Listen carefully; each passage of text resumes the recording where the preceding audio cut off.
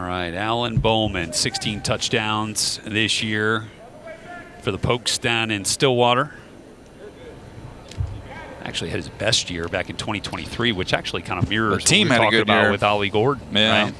just a better team. And they had some trouble pass protecting and throwing, which affected Ollie Gordon and his ability to run it as well. So we'll get these times here for you as we roll through. We'll go 5 flat on Alan Bowman, and we'll await his second run. And receivers coming up here shortly. But let's head down to the field where Bucky Brooks is standing by with Shedeur Sanders. Yes, I am here with Shedeur Sanders. Shedeur Sanders has just heard on the PA that you're not working out. It was kind of. I didn't expect to hear my name today. I didn't expect that.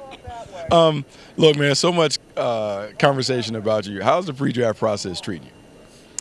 It's cool. I'll say it's definitely a learning experience. That a lot of things aren't in your control, and just getting the knowledge from Dad and just coach, family, and friends and everybody, that's supporting me and helping me through this process is extremely important, and I'm thankful that I have those resources. And think about those resources. You talk about your dad, and your dad obviously has walked a great walk in the pros. What are some of the things that you've learned from him to kind of help you throughout this journey? Well, we always understood to block out the noise, even from Jackson State and Colorado. It's a lot of critics, it's a lot of hate, but we know what to do. We know how to handle that in every way, so we remain happy. And thinking about that, like your journey is one that some would say is unorthodox. You go to Jackson State for a couple of years, you guys kill it. You go to Colorado, you turn around that program. Just talk about the special qualities that you bring to a team in terms of helping a program turn around. Well, I know the recipe of it. I was heavily involved I was almost a GM for both of the teams, because I knew what pieces I wanted. And, when we got to Colorado, I already, I would say, was stable in the college area to where I knew exactly what I wanted. It wasn't what just coach saying, these are the guys we're going to get. It was me actually going out there, getting those guys, knowing what receivers are going to fit my eye, knowing everybody has to complement each other, knowing, what your line guys we got to get, we got to secure. So I was heavily involved in that process from transitioning from Jackson State to Colorado. So I kind of have like a different type of viewpoint. I wasn't just going out there just playing ball. So what I hear you talk about is already the stuff that they talk about in the pros, a franchise quarterback. Franchise quarterback has relationships, and those relationships lead to success. How do you build those bonds with your teammates? I'll say it's easy because, of course, everybody is able to see, what's going on from the outside. So then when you pick up that phone and call them, like how I did LaJohntay Western, then he was ready for it, and then I just stayed on him, stayed consistent talking to him, and made sure it happened because I knew that was a guy that we needed on the team. And Will also, Will was a work in progress. He didn't come the first year, but the second year, he came, and he was happy about that decision. One of the things that I think makes you really prepare to be a franchise quarterback is, man, you've been on the stage, bright lights forever. That name carries a lot of weight and a lot of significance, but there's also a lot of pressure that comes along with being a Sanders. How have you been able to navigate the pressure and all the expectations that come along with being a Hall of Famer's son? I like the pressure that comes with everything. I'll say pressure is also a privilege. So if you don't have pressure on you, then I don't know what you're doing. So that's why I'm thankful, and I'm truly blessed that I am in a position, in the situation that I'm in, because I wouldn't want no other way. So putting on my scout hat, one of the things that strikes me is just how comfortable you are in your own skin. The way that you come in, wearing the chains, hats, and all that other stuff. So much of being successful is being authentic. How are you able to just be so confident in all environments when everyone is criticizing how you go about doing things, playing, walking around, etc.? Because you're either going to be watching or you're going to be talking about it. It's going to be one of the two. So I'd rather be the one, getting talked about than the one just watching, hating on another guy. So that's what I do. I got the utmost respect for everybody, that has had some type of success in their life, because I truly understand how hard it is. So I think people take that human factor out, how hard it is to get to that point, how hard it is for everybody out here to even be able to perform, to be able to even come here and work out in front of all these scouts and stuff. It's extremely hard. So I never down talk. I never push down nobody, because I know how hard it is, to perform. You know, in thinking about like some of the special relationships that you've developed over the years, Tom Brady being a guy that you can kind of lean on and talk to and maybe solicit some advice from. When you've had those conversations, what has it been like? Well, I would say when we spoke the most in depth, I'll say was early on in my college career. So a lot of things that he would speak on wouldn't, register to me till like now. So now, my plan for the next couple weeks and next couple months is go back and rewatch, all the footage that we talked about, and then now register more and how you were saying turn your hips when you're throwing, create torque and all that stuff. Like a couple years ago, I really didn't understand what that meant, but now it's like, okay, I truly understand that. So that's what it is getting all the wisdom from everything that happened back then, rewatching things. Like I don't watch TV, I just watch old videos of myself.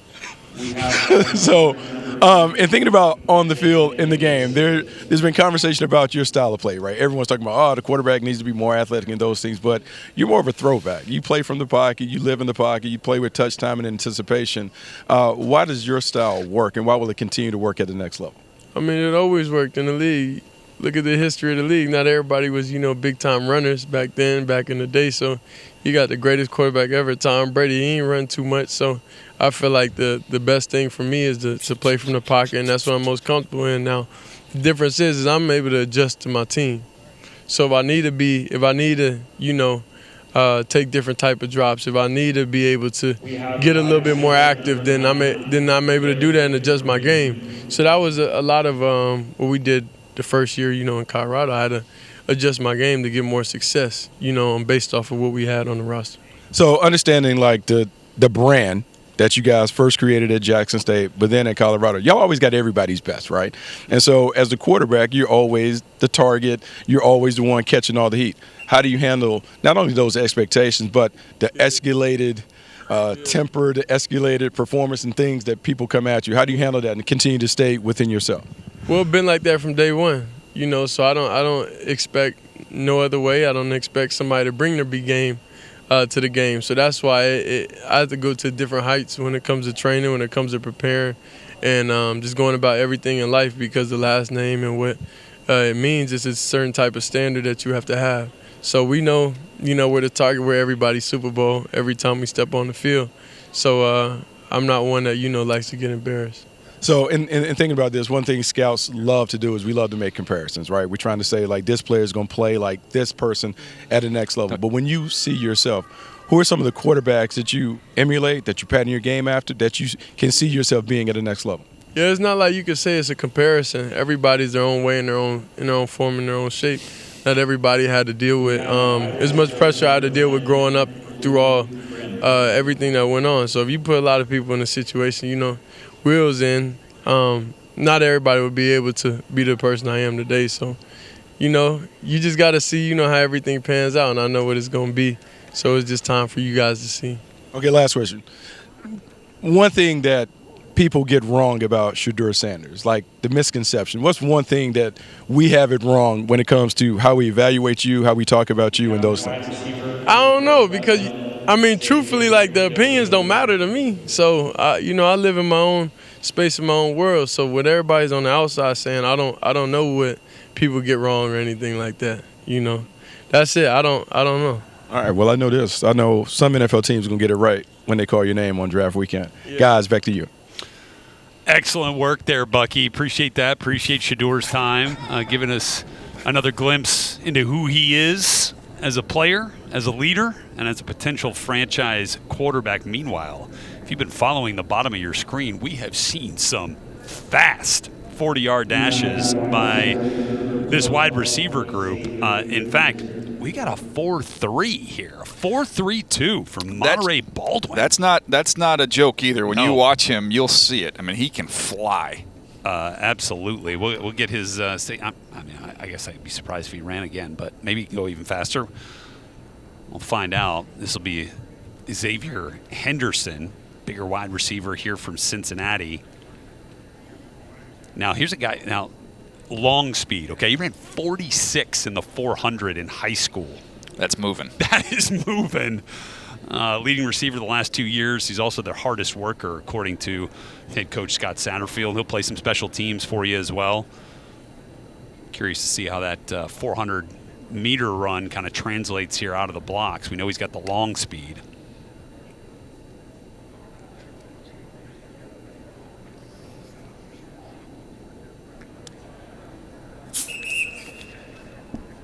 All right, little false start there for Henderson. Going back to Baldwin, who ran Yeah, the 4.32. I mean, averaged 17.7 yards a catch this year, 16.6 and 23, 17.1 and 22. Yeah, and he's got two over 70-yard touchdowns, so he can fly. Would you say you said the Baylor kids speed, are fast? Well, and the speed shows up on tape. Oh my right? gosh, Yeah. yes. Well, that's exactly what Coach Aranda said when I got a chance to talk to him. He said he's got great speed, but really good football speed. It translates the acceleration. He's got quick and long speed. Said if he can work on his nutrition a little bit, it's going to help his overall profile, get the weight up a little bit. He was the best player on their team the year they only won 3 games and stuck around to kind of help be a part of the turnaround.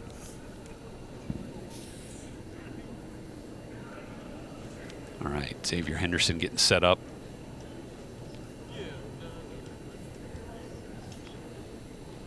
For his second attempt at the first run. Got called back by Mark Gorsak after getting a little antsy out of the gates. He's not antsy right now. We're taking our time. We're going to get on nice this one. nice and composed and ready to go here. And he's got great awareness. He just knows we're going to talk about him.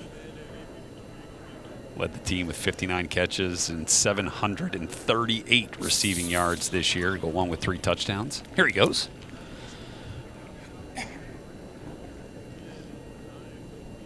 Great size. Yeah.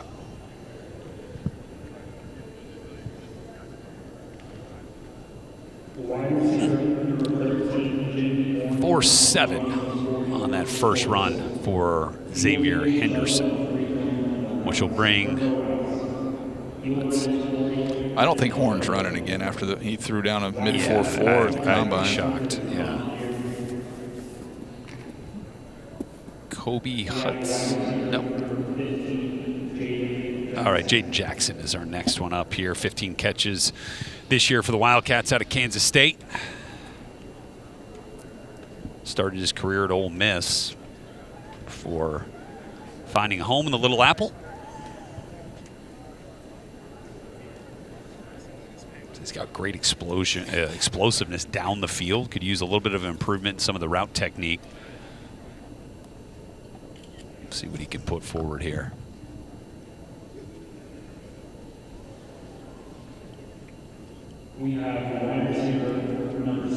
Let's see what we got.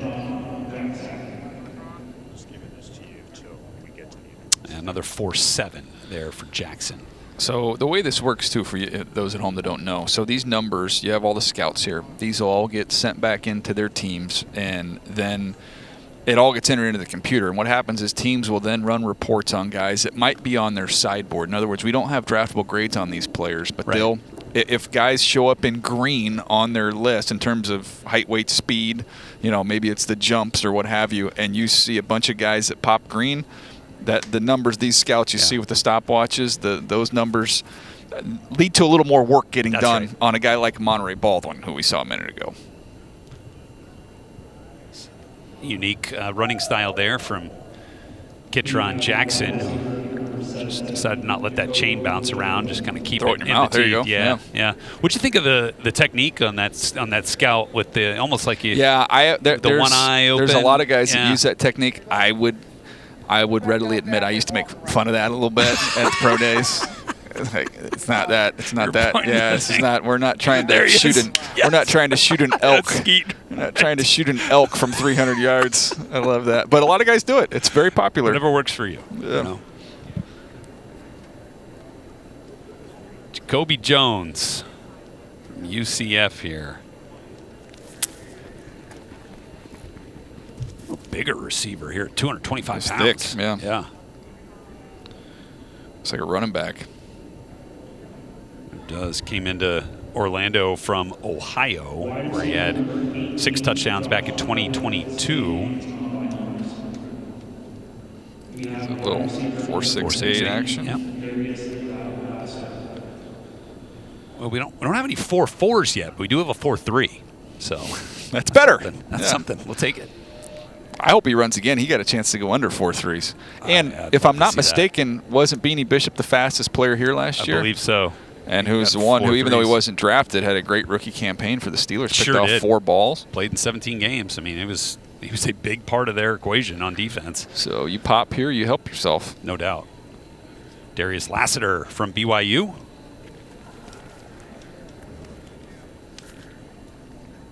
Again, he was. We talked about this a little bit yesterday. He was a player who came into BYU from junior college and thought he might have another opportunity to go back to school, but the way that the rule kind of ended up working out, it wasn't going to be in his favor to come back, so got a later start on training for the draft process. He goes 4.65. So Laterza and Lamonius Craig are going to pass on running the 40, so we'll get Torrey Laughlin up here from Kansas. This guy has kind of been around the block on the offensive side of the ball. Got another young scout in attendance. I love it. This is Scout what's training. great. Yeah, get a chance to bring your son. It looks like to awesome. to do a little work here with that. And this is a lot of Southwest area scouts covering this event. A lot of them live locally here, That's so right. it's a great opportunity to get out of school. Hey, get a little pro day work in. Yeah. Hey, son's also got to keep me informed on what's going on in the basketball games. There's a lot of responsibilities on that kid's shoulders right now. That's right. All right, so Torrey Laughlin was a high school quarterback, running back when he arrived to Lawrence. They moved him to wide receiver, but also thought, could he be a safety? He's been around Hey, the more you can do. block. Yeah, exactly. Like the versatility there.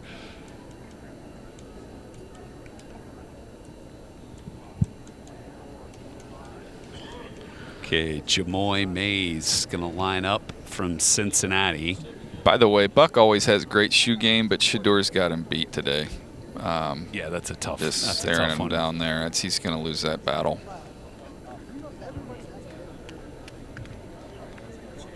I think Prime would also win that one. Who's not too far away. He's going to join us here in a moment. I look forward to that. All right, Jamoy Mays runs through the 40 with a time It was a smooth run. of 4.57. Okay. All right, catching you up here on the wide receiver 40-yard dashes while we were away. Dre McCray showing some speed from Texas Tech, 4.51 on his first 40-yard dash. Rashad Owens, not too far behind from Oklahoma State at 4.53. Money Parks also registering a 4.53. So we get some speed out there on this track here at the Ford Center at the Star in Frisco, Texas. Hal Presley from Baylor was up next and also put in a 4.5. And then school record for career receptions, Brennan Presley, 315 catches there in Stillwater, goes 4.49 for Oklahoma State. And we'll catch you back up here on the 40s here shortly. Rhett Lewis, Daniel Jeremiah up in the booth, Bucky Brooks down on the field, and so is Coach Prime with us, head coach at Colorado. Coach, big hello from us up here in the booth. Rhett and DJ, appreciate you stopping by. And, a man known for being one of the fastest to ever play in the NFL. I'm sure you still get some entertainment out of watching these guys run the 40, don't you? I love it. It's exciting. I love it. But the nervousness, I never understood how someone gets nervous to do what you've been gifted to do. You get nervous to run. Come on, man. Don't sit here and act like right you now, always had it under if we control. heard a gunshot right now, what would we do? Oh, we gonna run. Thank you. No thought, no hesitation. We gonna run. Hey, Coach, first of all, I'm going to push Rhett, and then I'm going to There you go. It's two parts to that There you whole go. thing. Hey, Coach, how proud are you of your kids, man? Getting a chance to see not only your sons, but your guys from Colorado out here competing. Truly proud. I mean, my son Bucky, who does all of the audio and the video and stuff, he's right down from me. But to see LaJimmy, LaJonte, to see all our guys, to see all the Shedeur, Shiloh's here. I saw Big Chidozie yesterday and some of the other guys. Right. It is unbelievable. B.J. Green did the doggone thing running. I absolutely love it, man. It's like a proud father seeing your kids, graduate, so to speak. Prime, I got to say this, and I don't even know, Rhett and DJ don't know this, but I feel like your ascension to being a college coach came from these conversations that we used to have in the green room we had some on goals, Sunday didn't we? nights. And you were coaching high school then, and you Yeah. kind of let the word out like, Buck, I want to go coach college. Yeah. Why did you not only feel like you could coach at the collegiate level, but know that you could succeed at the collegiate level? First of all, when you're playing NFL at a certain level, I think the coordinators come to you for understanding and wisdom on what you should do to approach the opposing team. And I was one of those guys that I remember Ray Rose, what you gonna do? What you want to do, Cap? I said, give me that. Y'all deal with the rest. I mean, it was like in Max Zimmer and some of the wonderful coordinators that I played for, it was phenomenal. Then getting into youth ball, it was a straight procession.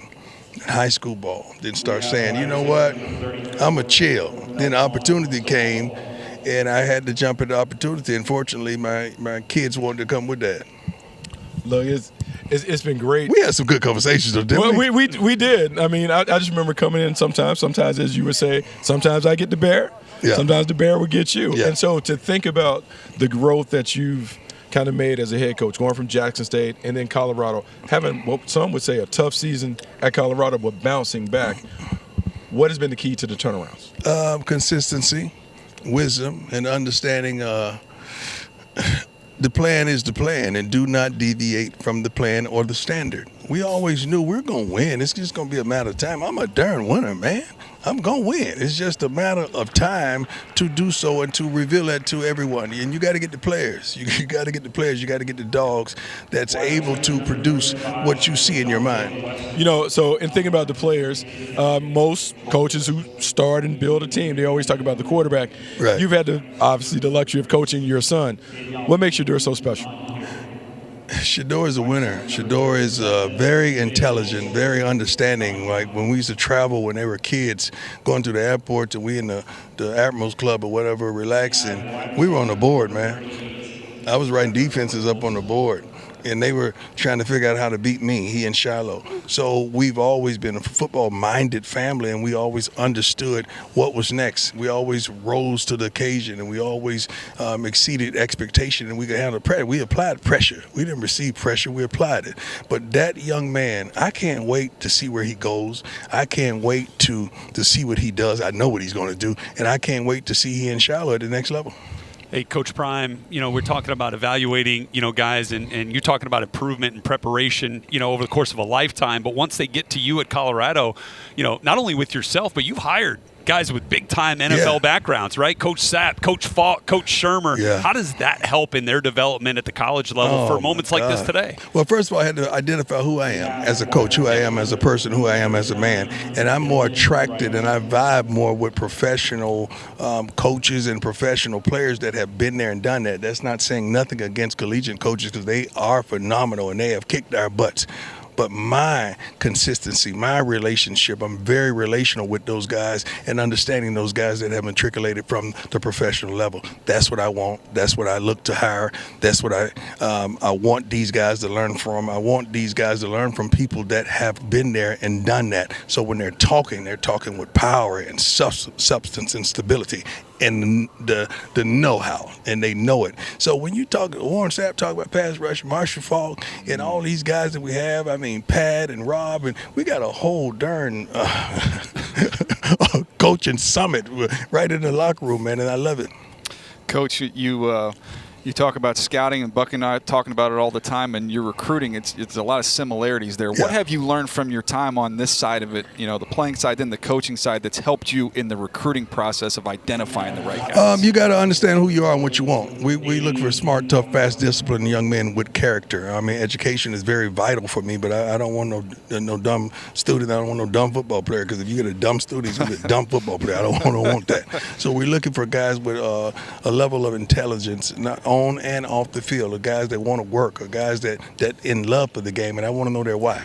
I want to know what makes them go, what makes them get up in the morning, what motivates them when they don't feel like it. I need to identify that why.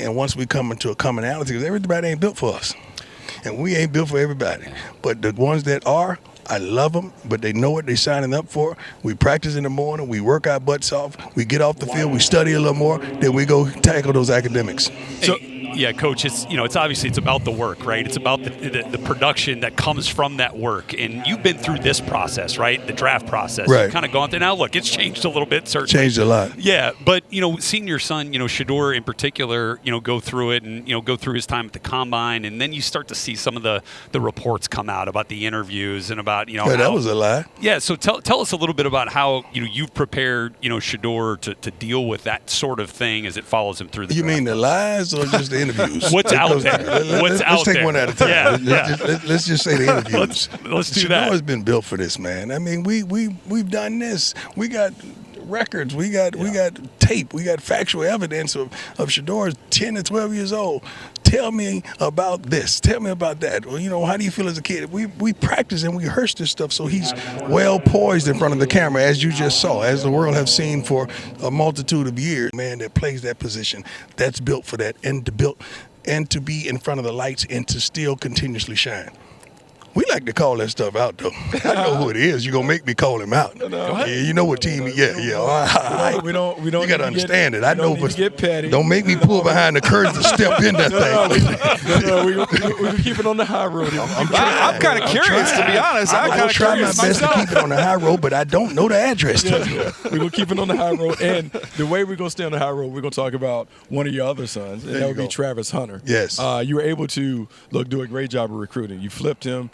He followed you to Jackson State, then he followed you to Colorado.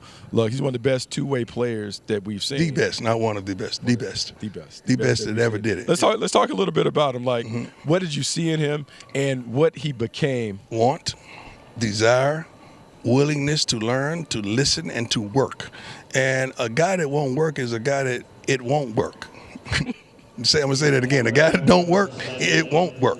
Travis Hunter loves the game. He's not in like with it. He's in love with the game. Don't really care necessities about who he is and the accolades that he possesses. This guy loves to play the game of football. And so much of the conversation is you were one of the only ones to be able to do it full time. In Dallas, you played cornerback and wide receiver. Travis and you have both talked about his ability to do it at the next level. Why will he be able to do it? He don't know any other way. What else would he do?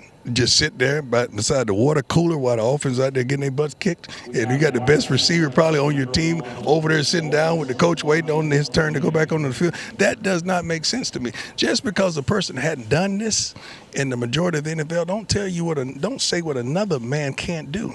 We hadn't seen some of the things Patrick Mahomes is doing. Big 12 Pro Day continuing in the home of the Dallas Cowboys, the Ford Center at the Star here in Frisco, Texas. Incredible facility to host this great event. Second year that we've done this here. Of course, easy trip for some others in the Lone Star State as well.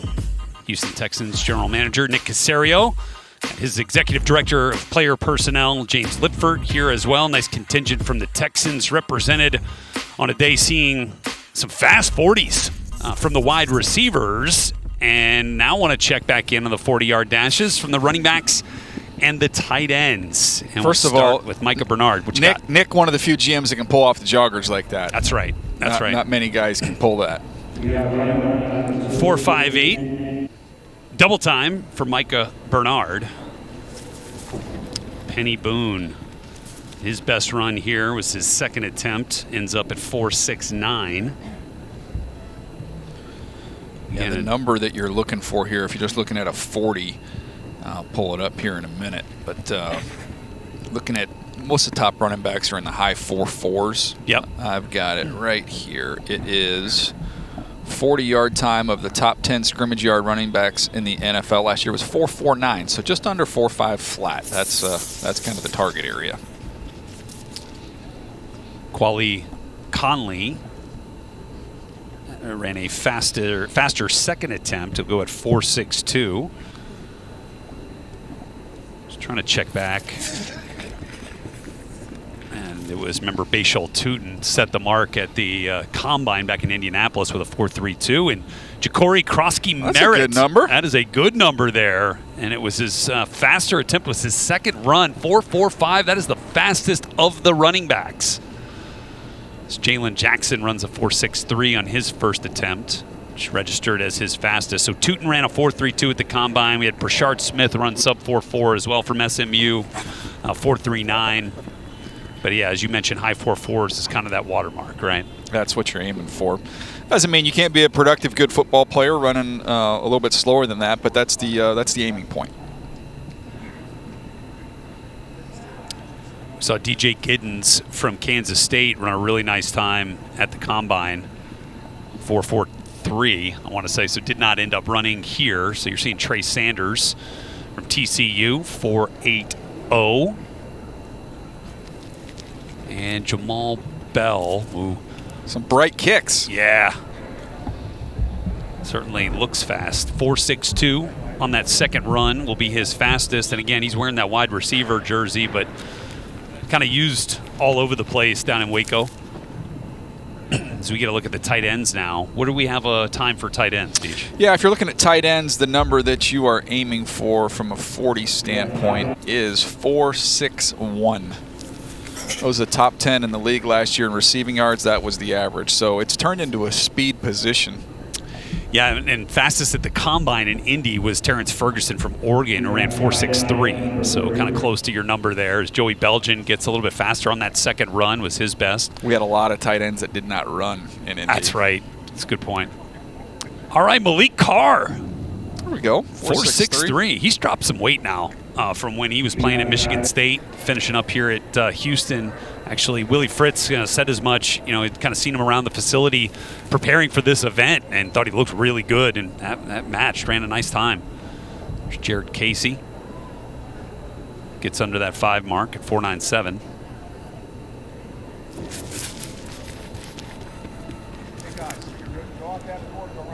And Drake Dabney improves his time on his second attempt with a 4.77.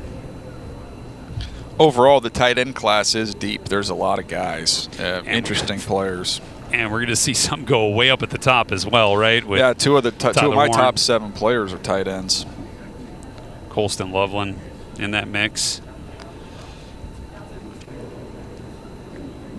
I feel like Jalen Conyers will be one of those players that we're talking about from this event that hears his name called. Yeah, he's a good player. Yeah. And man, you look at beyond just the conference here. Mason Taylor at LSU is a really good player. There's Elijah Harold Fannin from Bowling Green. It's overall really, really good group. Keanu Hill runs faster on his second attempt.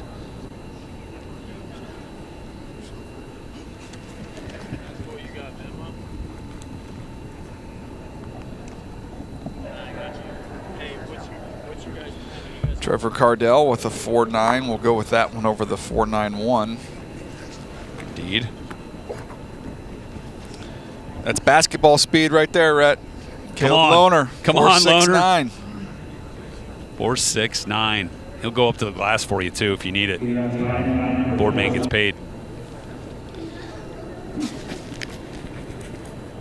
Evan Morris goes faster on his second attempt.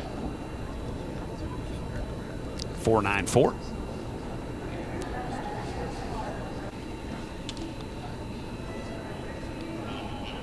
And Ray Paulo.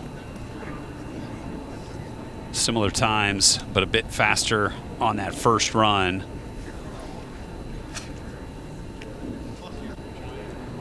Again, one of those players that Coach Sataki called a bruiser fullback type.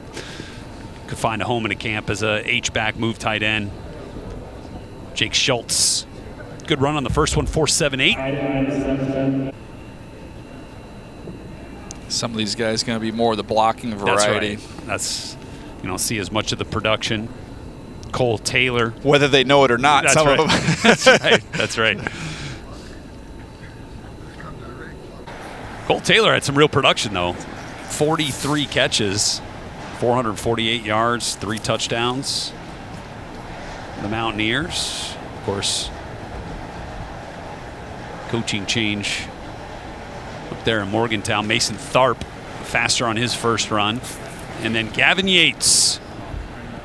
Is he finishing us up here? He's going to finish the 40s for the day.